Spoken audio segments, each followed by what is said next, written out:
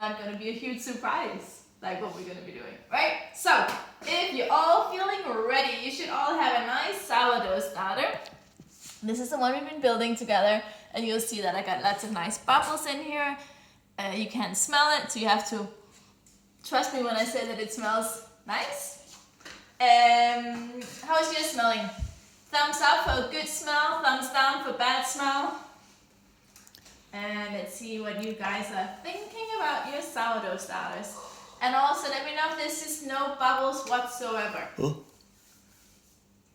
I'm not sure what we're going to do about it, but we'll have a think about what to do. But hopefully it should smell nice. Good, Miriam. It should smell nice. There should be some bubbles in there. Yeah, that's kind of all what we want at the moment. Right, so like we did all of last week, kind of fruity. Yes, I know, especially if you've been using rye, it smells quite nice. So basically what we did last week was just get rid of some of your sourdough starter. And I'm doing this just because then I don't end up with too much sourdough starter. Because then you need a lot to feed it. Sweet smell, but very few bubbles. We're going to see if we can get some more bubbles in.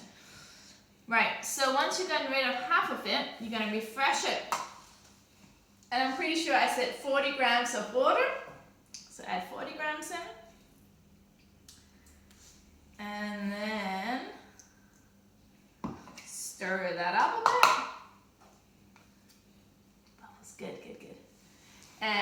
So get rid of half of your sourdough starter, add 40 grams of water, just stir it up. It's just a little bit easier to do it this way, instead of just bunking it all in. Let's just stir, stir, stir. Back on the scale, and we're gonna add 40 grams of flour into that.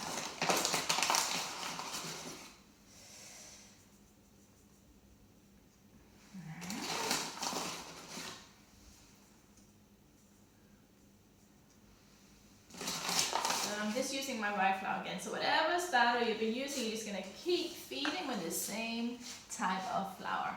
And then stir your flour into it.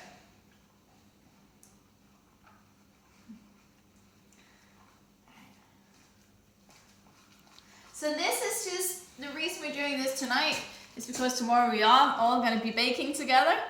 And this is a nice way to get your starter really active before you build the pre-ferment and then your final dough. So it's all about cultivating the natural yeast in your sourdough starter, getting it nice and active before you bake with it. So this is what I like to do the day before I know I'm going to be baking. So let's say you just bake all the time, like maybe 2 or 3 times a week.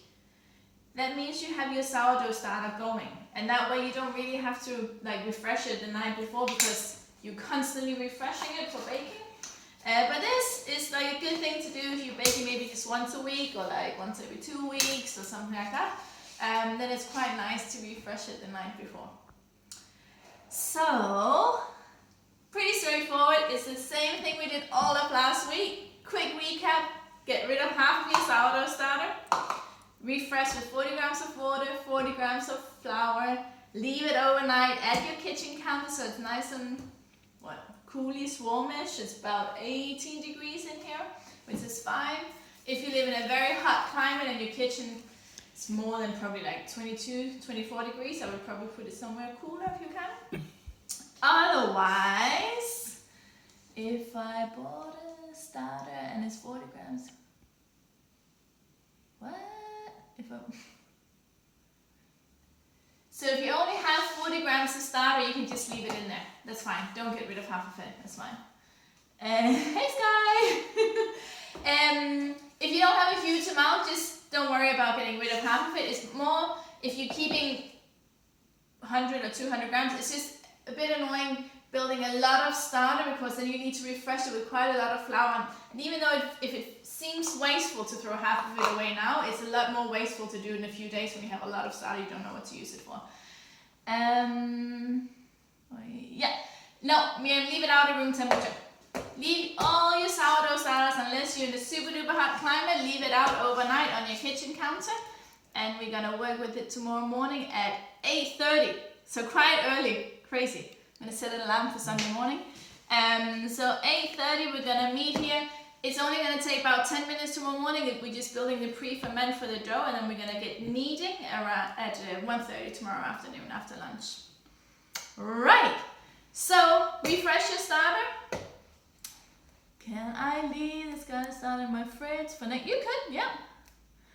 You can wear a jumper. Excellent. Yeah, you can. I mean, also if you're baking other things, just throw this into your other bread dough. There's nothing wrong with it, and it's because it's on what's called 100% hydration, so equal amounts of flour and water. When you add it into your dough that you're making anyways, you're just gonna deduct that out of your dough. If that sounds a bit complicated, don't worry about it. We'll cover it tomorrow. Awesome, guys.